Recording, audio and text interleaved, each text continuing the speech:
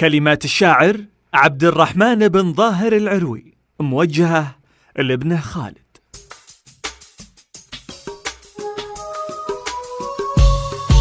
يا خالد الناس ودنيا لا تامنها، لا بد من يوم تظهر لك خوافيها، والكلمة اللي بصدرك لا تبينها، وليها رجلك يبي هرجه يوديها.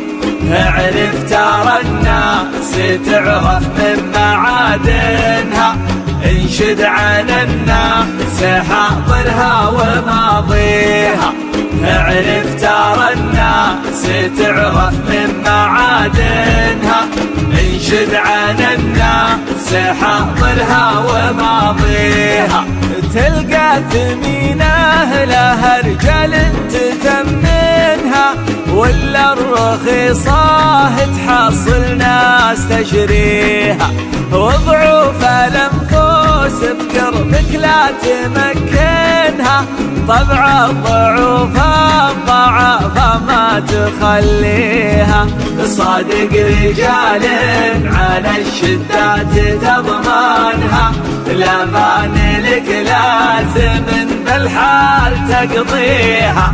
صادق رجال على الشدات تضمنها، الامان لك لازم بحال تقضيها. وانشد عن الجار قبل الدار تسكنها، كم ناس تلقى لها جيران تديها، وربعك حزامك ونفسك لا تطمنها.